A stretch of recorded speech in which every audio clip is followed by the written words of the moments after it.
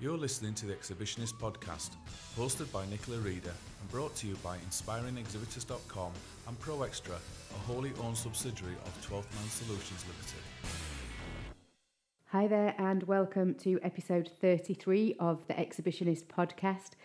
As always, thank you so much for joining us. We really appreciate it. And on this episode, we'll be handing over to a conversation we had recently with Omar Jimenez of Steelhead Productions. So more about that in a second.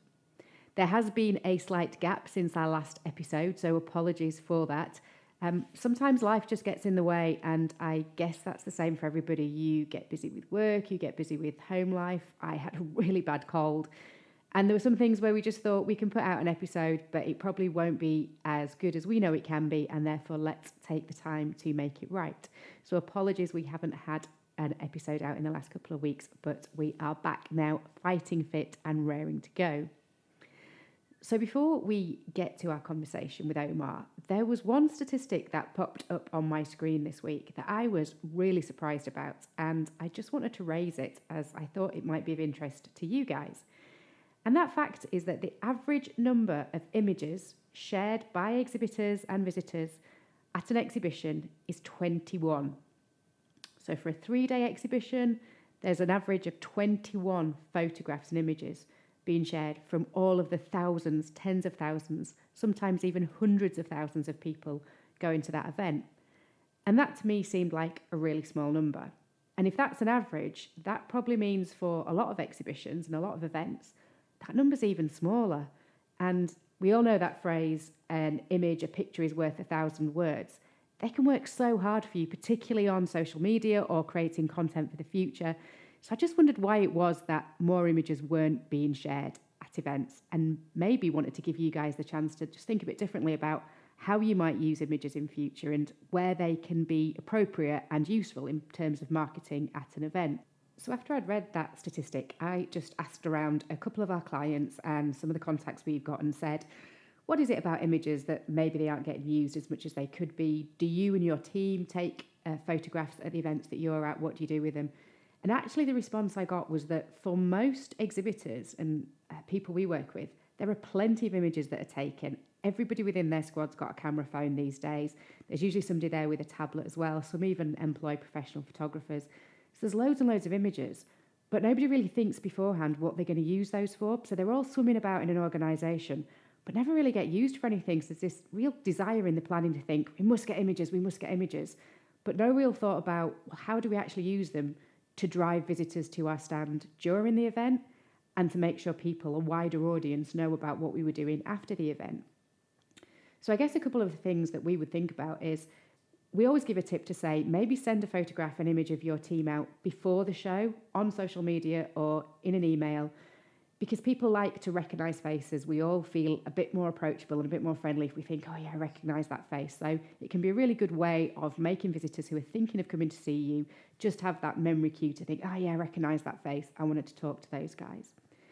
And then maybe we talk about roles and responsibilities of your squad quite a lot. So maybe appoint that one person in your team who's going to take the photographs, but then actually do something with them. So post 3 times during the day of an event with an image to say, come and see us, we're just serving some fresh food if you're sampling, or if you've got a machine that's working, we're doing a demonstration now, or a picture of somebody who's doing maybe a keynote speech just to say they're heading over to the stage now, ready to meet you.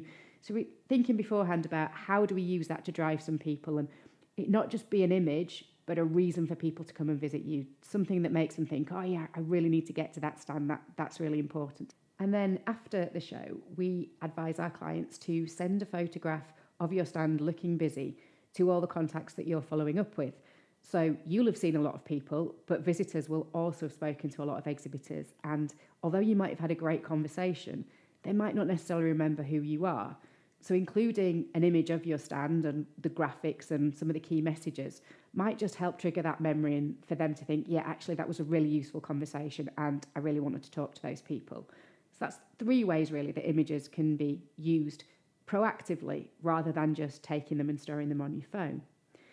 So I think that was the big problem when, as I say, when I spoke to people. It's not about not having the images, it's about not knowing what to do with them and not proactively planning what to do with them. And if you think there's an average, going back to that number, of 21 images being shared from events, well, you'll be miles ahead of your competitors if you just put out 3 or 4 images. Nobody else seems to be doing it, so it hopefully will give you that competitive advantage over everybody else on the floor because your images are out there. And also, I know from an organiser's perspective, they'd love to see as much collateral and as much activity out there of the show, so they'll hopefully be really supportive and retweet, share, like, etc., all of the things that you're putting out. And they don't have an awful lot to choose from, so no doubt yours will get shared. So hopefully that's useful. If you wanted any more information on how to use pictures and images, and even video if you can get it effectively, there's 2 blogs that I read that I thought were quite useful. One is at modex.com and one's at vim.com. So that's modex, modex.com, and vim, vimm.com. And if you go to those 2 sites and just put in Google images, use of pictures at trade shows, those blogs should come up and help you. So a company that we know who handle content really well and give some great advice through their blogs to their customers, but also just the trade show industry in general, are Steelhead Productions, based over in Las Vegas. We interact with them quite a lot on social media, like a lot of the things they're doing on LinkedIn, have conversations with them. So we thought it would be useful to get one of their team on the show talking about what's the exhibition industry like in America, where they're primarily based, what are some of the challenges they've got, and how are they coping with those. So over to Omar from Steelhead Productions for that conversation, and hope you enjoy it. Okay, so on this week's edition of the Exhibitionist podcast, we are very excited to be heading over to the glamour of Las Vegas, and we are joined by Omar Jimenez from Steelhead Productions. So welcome to the show, Omar. Thank you. Thank you so much. So we are on 4:20 in the afternoon over here. Tell us what time it is in Las Vegas. It is 8:13 a.m. here in this fabulous city of Las Vegas. And I can see Omar while we're recording this, and oh my gosh, he looks bright and breezy for 8:20 in the morning. I wish I could look that good at this time. So. I appreciate it. Brilliant. So Omar, we've been wanting to speak to somebody from Steelhead for a while. We follow a lot of your content, and we have a lot of values and a lot of thinking that's quite similar around exhibitions. But for our listeners who aren't as aware of you, tell us a little bit about your organisation and your background personally, and what the current role is that you're doing for Steelhead. Okay, yeah, awesome. So Steelhead is relatively a small business compared to some of the bigger exhibit houses located throughout the states. We are 22 years in business, and we started in Seattle. And a couple of years ago, I believe it was 2001, we decided to come to the States, or to Vegas, because Las Vegas is a trade show capital of the world. And that's kind of where we grew and we got established. And some of our methods and philosophies around exhibiting kind of came up through just our experience and things like that. The founder, his name is Jim Anderson, and he used to be an event manager, event organizer, and kind of really in the industry, and realized that there was a lot of flaws and there's a lot of money that was being wasted for just the exhibit production itself. And as far as like the customer experience, it was very stressful. There was a lot of logistical burdens and a lot of things that were involved other than just designing a booth, going to the event, and making sure that you executed all of your goals. So over the last couple of years, we've definitely modified kind of our strategy and really became how would I say it? We became like almost like revolutionaries or revolutionists in the industry. We want to do things different. We've pulled away 100% from buying exhibits or selling exhibits. So we no longer sell any kind of exhibit. We are fully rental model, just to build sustainability around the world and kind of raise that environment and awareness to everybody else that's out there. A little story about me is I started in the warehouse, just loading and receiving docks and trucks, and I kind of just fell in love with the executive leadership team, the way they handled it, the way they communicate openly throughout the entire company. Every Wednesday, or the first Wednesday of every month, we have a team meeting where every steelheader is involved, and we talk about numbers, we talk about goals, we talk about problems. Any conversation, it's open and it's transparent. And I really, really, really enjoyed that. So I wanted to grow within this company. In one of those meetings, it came up that we were looking for some positions, and anybody who was interested or knew somebody who would be interested in kind of applying for that position to kind of head them into the we call them ELT, the executive leadership team, and then they would review their resume and see if it was a fit. With that said, I was extremely interested. So with zero background, zero college history, I went in, I knocked on the CMO's door, and Rhiannon Anderson, who's my current fearless leader, she gave me the opportunity and was willing to risk wasting a lot of time and resources in me. Um, and with that, with the faith that I had in her and she had in me, I'm like almost 2 years in my current role, and I'm doing great. I feel it. I love it. I love talking to people. I love helping people kind of get a better understanding of what we do and how we do it versus some other exhibit houses who are out here and really just profit for some is the main goal, and we really want to make the entire process enjoyable. So it just became a fit. I love it. I'm extremely happy.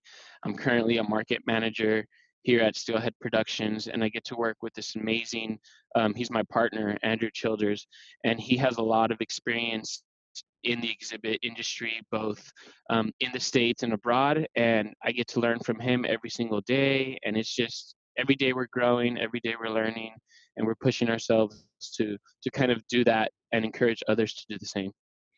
And it's really interesting. There's a few things kind of in what you were saying there that I think that the sustainability angle we'll pick up on later on. And I think your story is a classic from events and exhibitions that actually you can get a real long way in this industry, sometimes with a degree, sometimes not with a degree. It's about kind of just finding the opportunities and making the most of them. And I think for our UK listeners, if you don't know Steelhead, I think everything that Omar's saying about, we're really passionate about helping people. When you see the content that you guys deliver, the blogs and the videos and everything else that goes with it, that kind of passion and that desire to help is really obvious. That's not just something that you say as a marketing strapline as a business. I think, whatever I see coming out from Steelhead is, and that's why kind of we wanted to talk to you. I think we've got a lot of those sorts of values in common, which is good to see. Awesome.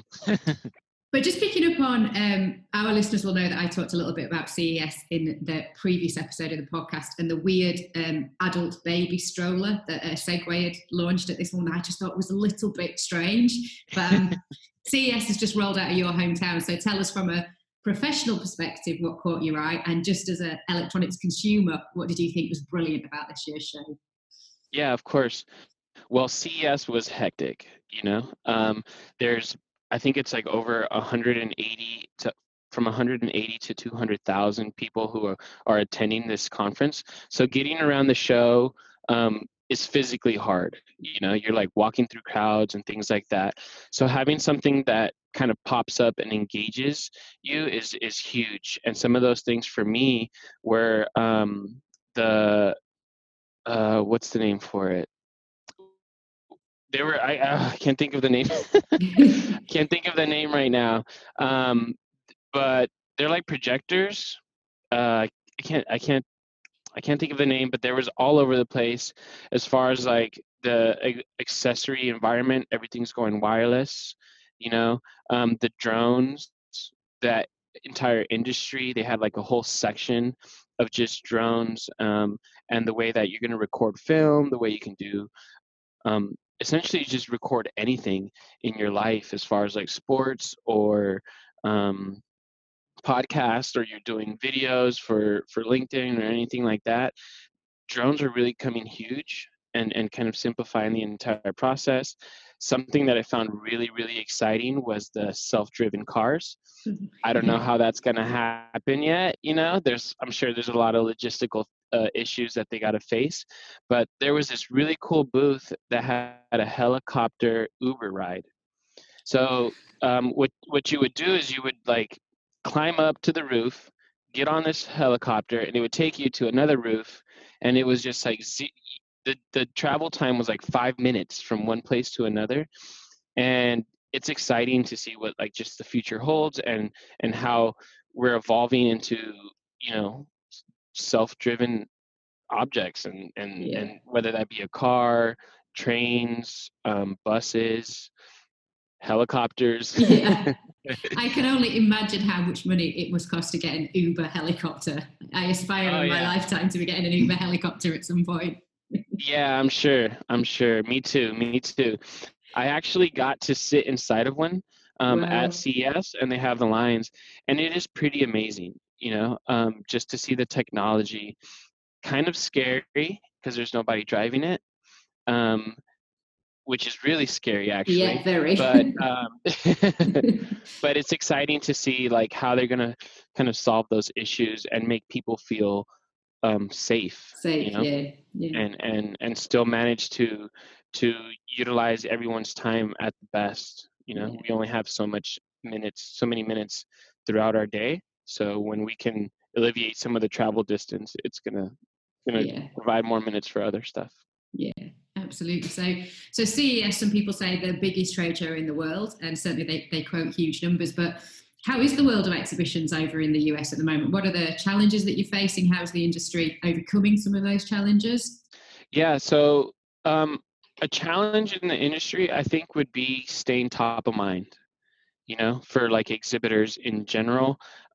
There's so many people and so many trade show exhibit houses who are out here and doing great stuff. Um, and I think a challenge for exhibitors or for event managers would be trying to find somebody who's a good fit. As far as like whether your production needs, what does your design require, what kind of environment do you want around your booth, and really I think the biggest challenge is kind of filtering out some of the exhibit houses to get to find somebody that's a good fit for you. And because there's so many here in the States and abroad, I think that's the biggest challenge, is kind of identifying who's a good fit so you're not wasting your time talking to 100 people. And I think there's a lot of exhibitors in the UK that if you're starting for the first time to design a stand, you call them booths, we call them stands, it's that kind of, how do I find a stand builder who matches my needs, who's going to understand really quickly what it is that I'm looking for, who's going to get me. And there's a lot to be said for just finding someone, I think, who's got shared values and who works in the same way as you. Would you say that's kind of what you mean by fit, finding the people that are going to Yeah, fit you?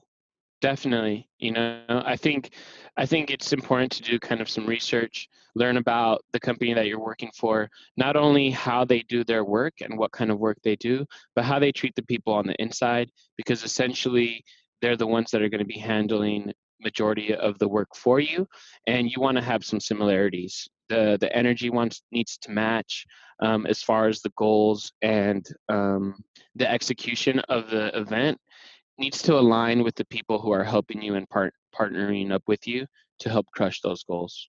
Yeah, absolutely. So, and Steelhead, you Steelheaders, as you call yourselves, which is great, Yes. was kind of an organisation that was founded out of booth design, stand design, and build, and now, as you say, you're purely rental. But what are some of the key trends, the things that clients are asking you for at the moment? So, I'm guessing technology is probably quite a big thing. People looking for more and more tech in their booths. But what are some of the other things that people are asking you for? I think it's visibility and brand awareness. Based on my experience, for example, if you're a startup company or you're relatively new in the industry, you want people to kind of know who you are at this event. And a lot of the things that come in is just really tall hanging signs. That way, it's easy to find you. Of course, technology with LED walls. When you look at a beautiful LED wall, you can't help yourself but stop and look. So LED walls, as far as an open structure that's kind of inviting, that's going to allow the exhibitors to kind of flow through and understand and still get an idea of the story that you're trying to tell by your booth. What else? I think the interesting thing you say there is, the things you mentioned are an open stand, great signage, brand awareness, and actually we're saying what are the new things that people are asking for, and they're sort of just the basics that have always been in good stand design. So as good as like technologies and all these like whizzy games and trying to grab people's attention and stuff going on, it's like actually just the basics of a nice open stand that people can get onto, and some great signage and some great lighting. Yeah, is probably of course, where the you need lighting to is. start. Yes, if you're going to start. And of course, you mentioned kind of like some attendee activations. Currently for me, like if I see a basketball hoop thing, where you got to make the ball in the hoop in order to get a little gift. Like there's lines of people who just want to play basketball, or shoot the ball. And in return of that, you get their information, and then you can send them emails, and they can become a lead, potentially, if it's a fit. Yeah, absolutely. And I think technology, we talk to a lot of our clients about, we need an iPad, or we need to do virtual reality or augmented reality and all those kind of things. And we've been to exhibitions recently where the whole point of exhibitions is you're face to face and you're talking to people and it's human contact. And then you've got people stood there with these great big like headsets on who are just experiencing something on their own. And you kind of think, is that what an exhibition's all about? As you say, that there's lines of people waiting to play basketball. Well, maybe they get talking to each other. Maybe they start doing some business between each other that they hadn't anticipated. And we sort of forget that as brilliant as tech is, it should be there to amplify what you're already doing, not replace everything that you were doing before, I think. So, yeah, of course. Yeah. So we're huge fans of Steelhead, as I've said, and there's lots of the reason that we found is because of the content you put out to help exhibitors, because of here's how to generate some ROI, here's how to staff your stand, here's questions you should be asking. So as an organisation, why do you feel it's important to do more than just rent out booths to people? Why do you feel you've got a role to play in helping exhibitors do exhibitions better? I think, based on the conversations we have internal, I think it's important to kind of change the stigma that going to an exhibit as an exhibitor comes off as stressful. You have the long days, of course, and things like that. So trying to instill some fun throughout the process. It's no secret that logistical burdens can be stressful, and meeting deadlines when you're not necessarily aware of a certain show or the process of it can be stressful. So kind of letting exhibitors know, and even event managers, like, you can still execute some really awesome stuff and have fun. A quote from our CEO, Sean Combs, that I absolutely love is, "We do serious stuff, but we don't take it so serious." Yeah. And it's like, it's really the vibe around the culture here in the office. Everyone's in a good mood, even if you come in at 7 o'clock or 8 o'clock in the morning and you work till long hours. Sometimes we have to work long hours to get certain things done, and I think it's important to let people know that you can enjoy what you're doing. And if you're not enjoying it, then something's wrong and you got to make a change. It's such a valid point. So we talk all the time with clients about, if this feels like really, really hard work, and that in the pit of your stomach you're thinking, oh, God, I'm not really looking forward to this, I'm not really enjoying it, then it's probably not the right job or the right project for you to be on, because exhibitions, they're really hard work. Anybody who says, oh, they're dead easy, you just turn up and talk to a few people, it's not. It's such hard work. Yeah. Yes, but exactly. It should be fun. You should be excited. You should be thinking you can have a laugh and enjoy yourself at the same time. And to that, I think people, if you enjoy what you do as an event manager and you're generally happy and you got a smile on your face, people are more willing to come to you and talk to you. Yeah. And that's kind of how you create relationships. And you never know what might come from that. And that's as simply as just being happy at the event, Yeah. Nobody wants to come talk to somebody who looks all stressed out. You just want to avoid that person. You want to find someone else to talk to. So enjoying what you're doing, and finding somebody who can help you do that, I think is huge. And as Steelhead, we incorporate that. We want to instill fun throughout the entire process of the event, not just the day you get to leave. love that. And so you spend a lot of time around exhibition halls and looking at stands, booths when they're up and exhibitors. What are the things that you think exhibitors could do with most help on? What are the things that you see going wrong at exhibitions? I think it's not valuing trade shows. There's a lot of people who feel like they need to go, but they don't really value a stand or what an exhibit can provide for you as a company, and really depending on on your brand and the exposure that you get, it can change your company's life. You can meet an investor who really believes in your story and likes what you've done so far, and they want to take it to the next level. So I think to answer that question, it would be valuing trade shows a little more. Really get a grip on what you're trying to do at the event, and understand that people are there and people are intrigued. Lights intrigue people. LED walls intrigue people. They might not know who you are yet, but once they see certain things that attract the eye, it attracts them to come in and learn and kind of um, learn a little bit about your story and identify, like, okay, yeah, that's cool. I think I want to get that. Or whatever the situation may be, I think it's important to value trade shows, not just because I'm in the industry. um, it's it's just a game changer if you do Yeah.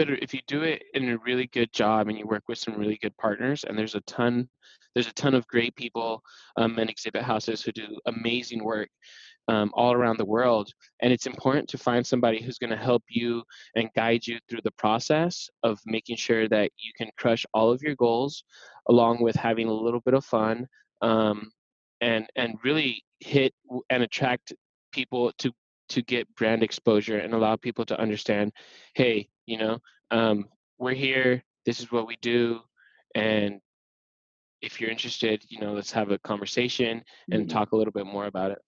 And I think it's such a vital point. We talk about it a lot, where you talk to exhibitors and it's like, well, why have you invested in this trade show? And they're like, oh, because my boss told me to, or we've done it every year for the last 30 years, or, well, we're in this industry and it's our trade show, so we felt like we should be here.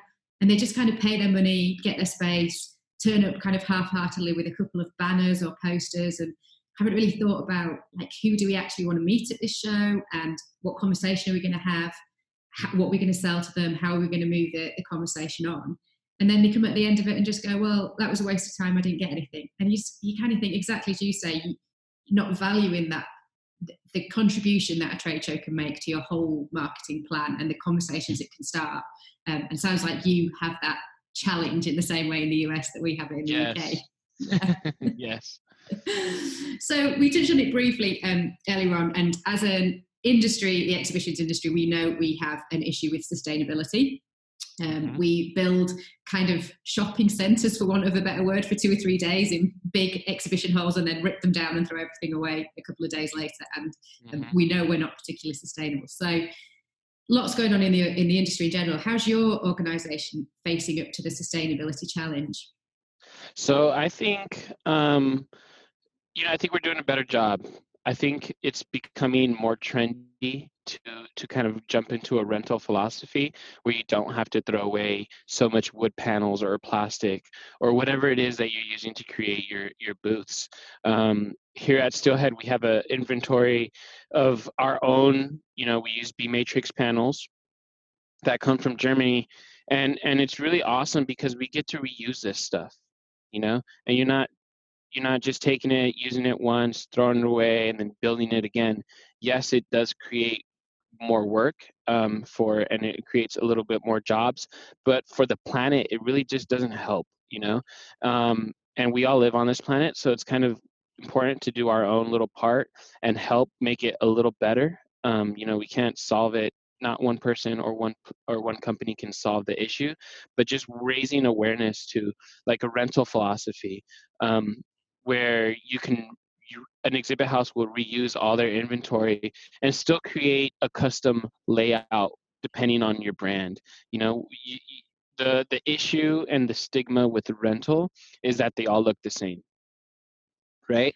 Oh, you're going to rent a booth. It's like a cookie cutter template, and your template or your booth looks like his booth, and his booth looks like her booth, and I think that's the stigma around it. And yes, there is places that do sell a certain template to you, and then you kind of just add graphics and things like that. But that goes back to valuing an event, and valuing trade shows. Like if you want a custom layout, it's possible to do it in a rental way. And I think here at Steelhead, if anybody has a chance to check out our portfolio, you can see that not the booths don't look anything alike. They're all very different, and each custom booth is as unique as the brand that we're partnering up for that event. And we really allow kind of the event manager to dictate what the design looks like. Yeah. And as long as you got good structure, you can do that. And it's really interesting. It's really encouraging actually to hear you talking that way about rental, because it feels like it's a solution to a lot of the challenges around sustainability. But I know that a lot of people have a real nervousness around, I'm just going to look like the 3,000 other booths that are in the hall that day. And yes, it's, even if they look a little bit like it, it's just that attention to detail on the things that can bring your brand personality out. So whether that's some lighting, whether that's some little pieces of kind of freestanding furniture, or really thinking about being creative with your brand personality and your team, your squad on the stand, you can make it look very different, but also be doing your bit for the planet. So it's really encouraging to hear you talk about that. So we talk about planning, we talk about how much work and effort that you guys put in, as a lot of stand designers do, and creating these amazing structures at exhibitions. But things can always and do always go wrong at trade shows. So has there been a really big disaster that you've managed to avert in your career? What's the biggest story you've got about when things went wrong? Okay, that's interesting, because it was a more recent event where they had a coffee barista at the event, right, to serve coffee and things like that. But when the barista plugged his coffee maker in, it cut the circuit and killed all the power to the booth. So the booth was done. The guy was setting up. It was early morning. It was probably a couple hours before the show opens, and everyone's running around like, the labor that's going to take to get the electrician out here and all that stuff. And like, it was stressful at the time, mainly for us as the exhibit house, because what we do that's a little different than others is we guarantee a price. And that kind of gives comfort to the exhibitor, right? That no matter how many hours I go over, I'm not paying for that, because if the price is guaranteed and we consider ourselves the experts, which in this case, hours went over, right? We went over on hours. A little more work had to be done to make sure that the booth worked properly and as promised. And that was at no charge to the exhibitor, even though it wasn't our issue either. It was just something that we guaranteed it. We should have overlooked it, and we took the responsibility of it. At the end of the day, it all got done. Nobody noticed anything. So it worked. It took a lot of long hours, but I think, just the electrical issues and managing labor, you estimate a certain amount of hours that it's going to take, and sometimes it can go over or under. And when you're talking about budgets, it's important to not go over, right? In the industry, I think it's common to get an addendum invoice after the show. So you paid your booth, you paid everything, and then after the show, you get the surprise bill saying, "Hey guys, we went over a couple hours," or "Hey guys, it cost a little more than we thought it was going to cost. You guys owe us this much," Yeah.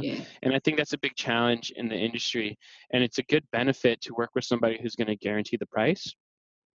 That way you don't necessarily worry about it. That person or that partner is responsible for executing your trade show booth, and it's going to be at whatever cost it is, or whatever cost was promised to you.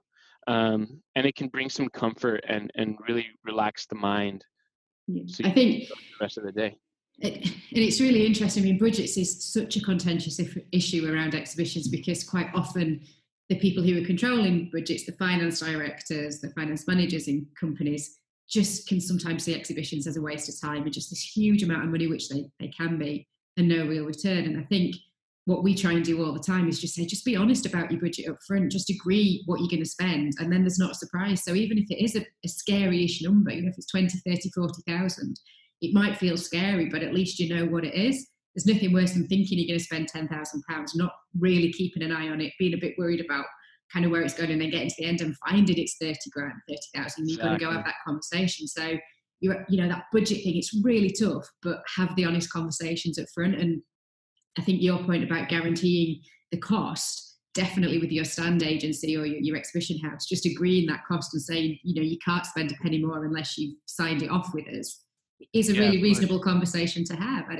I don't think anybody would worry about that. So in terms of, we talked about the one that went wrong, which things always do. What about your proudest achievement? What's the kind of booth that you've created and you've thought, oh God, I'm really proud of that one. That's amazing.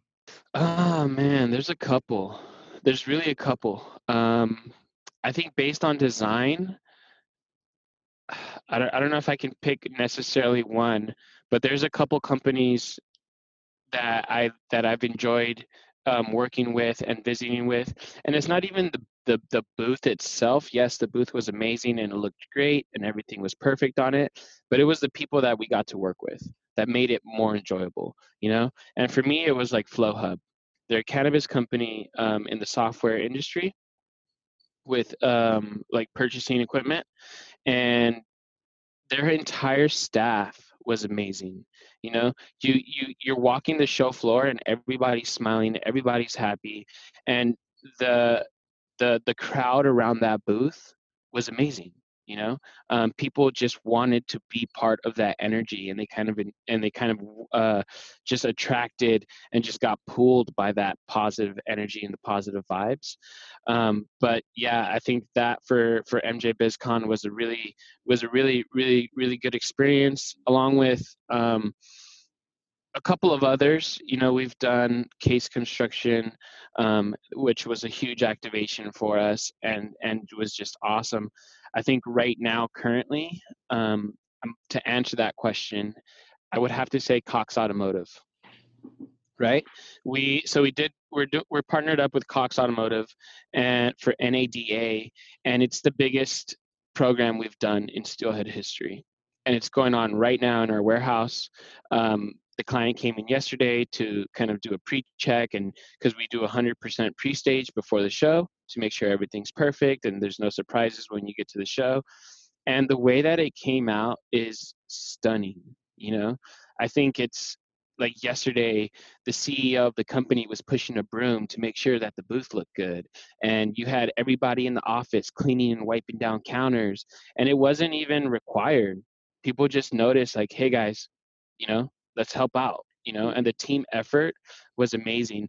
So the show hasn't started yet, but I would say as a team and as a steelheader, that's going to be my most rewarding exhibit at the moment so far. And it's brilliant to hear that that's because the whole team was involved, and it's a whole team effort. And going right back to the start of that answer, it does always make me smile when, did you say that it's a cannabis company with a software product? Yes. Because we're still kind of getting used to this whole cannabis thing over in the UK. So we noticed this week somebody had put out these are the top new shows coming to Las Vegas, and one of them was a cannabis conference, and we were like, yeah, we're still trying to get our heads around that in the UK. So yeah, it's so the whole cannabis industry has recently became legal here in Las Vegas and in a couple of other states. And with that said, we have the biggest marijuana conference here, which is MJ BizCon, just finished in December last month, which was a success, and it's doubling as far as the number of exhibitors and attendees that are going to the show every single year. So I think it was recognized as one of the fastest growing events in the world. And it's interesting to kind of just understand that, because growing up, you have this stigma of cannabis, right? Yeah. And like just the way it's portrayed and things like that. So it's really interesting to see people kind of open up to it. And really, there's just a lot of opportunity there for both exhibit houses and exhibitors who are trying to kind of step into a fresh industry and create a name for themselves. And it feels like it's one of those where there'll be people who are just really intrigued, people who are just being a bit nosy, people who are genuinely seeing the commercial opportunities, some people who are thinking, oh, I can get rich quick out of this. It's just quite a really interesting audience, I think, going to that show. It might be one we have to go out and check out, I think, later this year. And I definitely recommend you check it out. The energy at that show is one of my favorites. Yeah. Everyone is just in a better mood. Everyone's happy, maybe because it's a new industry and everyone's trying to create new relationships and they're open to learning a little bit about each other. It's just a really good place to have really good conversations, no matter what the topic is. You know, you could get a step outside at a networking event and kind of talk about some personal things. The people in that industry, in my opinion, have just been amazing and happy. You know, there might be a reason for that. I was going to say, we're both kind of skating around the edges of, there's probably a reason why they're really happy in that industry. There's probably a reason for it. Not but promoting it, but yeah. Yeah, but it works, you know, and it's enjoyable, and the people there are enjoyable. And it's definitely growing, and it's something that as Steelhead we got a grip on, right? Like we understand that it's a good opportunity for us to kind of step into that environment. It's a good fit for who we are as far as like the exhibit happy philosophy, which is kind of our trademark motto. And it really just kind of, I think it's a good fit for who we are as a company as far as instilling fun throughout the process, because there are people who like to have a little bit of fun while staying professional at the same time. Yeah, absolutely. So you've obviously worked on loads of shows and loads of different events, but if you could work on or visit any show in the world at all, which one would it be? That's a good question. So I'm pretty satisfied with MJ BizCon here in Las Vegas. I think it's a great show. As far as like the way that it's growing at a rapid pace, I think it's a good opportunity for all exhibit houses to kind of, you know, dive in and learn a little bit about the industry as far as like everything that it has to offer. But another great show that has been moved to San Francisco, but when it was out here in Las Vegas, I enjoyed it so much. I had so much fun. It was VMworld. Okay. And they have one in Barcelona. And I would love to go to Barcelona. One, because I'm a Barcelona fan. So it would be interesting to go to that show, just because it was a fun environment. You know, they had like a arcade setup, like an adult arcade setup here in Las Vegas, where it was like life-size Battleship. They had the world's longest foosball table. Wow. And as an attendee, it's interesting because, yes, you can go and do some business, but you want to just relax for a couple minutes and kind of unwind, and then, you know, have a little bit of fun and then go back into it, you know? Yeah. So that you're not just drained out of the day, and you can leave the event feeling accomplished and like, damn, that was fun. You know, I had a really good time. And that was awesome. I met a lot of good people. I had a lot of great conversations, and we got to play on the world's biggest foosball table, you know? Well, we should definitely make a date to meet up at VMworld in Barcelona and maybe get ourselves to a football match that night as well, and kind of live the whole Barcelona dream. So that would be amazing. So we've been chatting for a while now, and thank you so much for your time. Really appreciate today. I know you've got a long day ahead of you as we kind of wind down, ready for a beer. But if you had one tip for exhibitors just to round off our conversation, what would your number one piece of advice be? Smart goals. Go into the event. You know, obviously you want to do a little bit of shopping, and find an exhibit house that's a good match for who you guys are. But if you don't have good, solid goals, you're not really going to succeed, you know? And that's not to bring negative energy, but if you don't know where you're heading, you're not going to get there. And I think it's important to understand what goals you have, whether it's a number of appointments that you want to set 90 days after the show, whether it's an amount of revenue you want to bring in at the show. I think it's important to understand why are you there, and once you know that, it's kind of easier, and you can express that to your partners and be like, hey, look, this is what we're trying to do at this event. Yeah. What can you do for us? Yeah. So I would say set smart goals, smart, realistic goals. Of course, everybody wants to come out and just break the bank and make a huge amount of revenue. But it's important to stay realistic, understand who you are and where you are in the industry, and set goals around that. Definitely aim for the sky. I'm not trying to discourage that. Here we believe in just reaching your goals and adding to that. But to answer that question, it would be smart goals. Set smart goals, know what you want, because if you don't know what you want, you're not going to get it. Yeah. And I say this in so many podcasts, but if people could see me now as I'm listening to you, I am sitting here like a nodding dog again going, yes, that, what he says, do that, please. So, yeah, it's that one step that everybody misses when we kind of work with clients. It's like, what do you want to get out of this show? We want to meet everybody and we want to sell loads of stuff. And it's like, we need a bit more detail than that and to be a bit smarter exactly. with the objectives. So, well, it was so good talking to you today, Omar. Thank you so much for your time. If people want to connect with you or find out more about what you do, how can they get in touch with you? So you can reach me on LinkedIn. I post a lot of this. Is mainly where I'm active is on LinkedIn, and it's just Omar, Omar. Jimenez is my last name, Jimenez.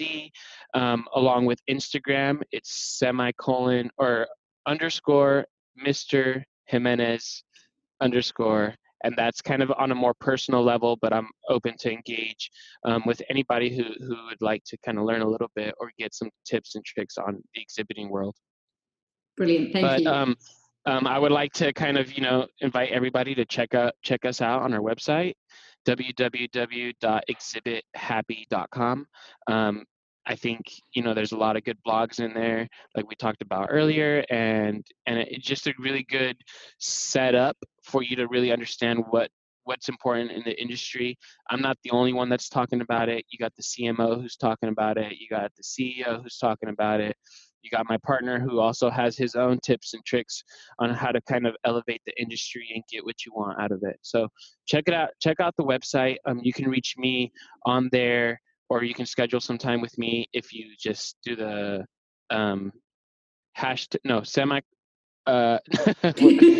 it's exhibithappy.com. I can't think of the word. /Omar Jimenez. And then if you want to book some time with me, my calendar's right there, and you can definitely schedule some time, and I'm always open to have a good conversation. Brilliant, thank you. And if anybody missed that, it's exhibithappy.com. And we would totally recommend checking out some of those blogs. They've got some great information that isn't just about stand design. There's loads of good stuff around everything to do with exhibiting, the end-to-end process. Yes.